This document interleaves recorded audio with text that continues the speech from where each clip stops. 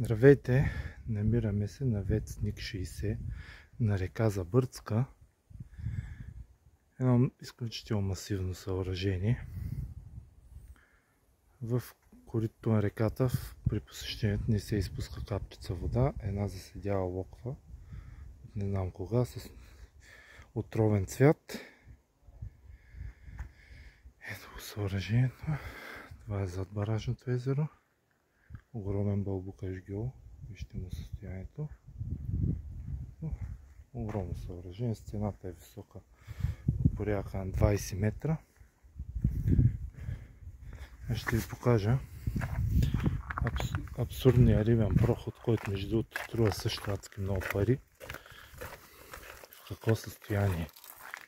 Ето да видите. Това е рибния проход. Басейнов тип.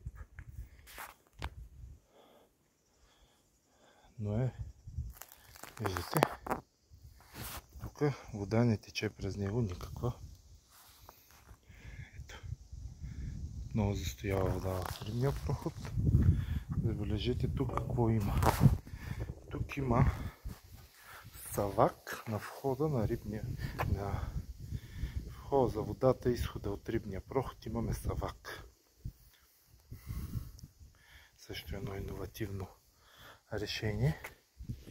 Ето сега от тази гледна точка огромната стена, висока поне 20 метра. Не се изпуска капчица вода.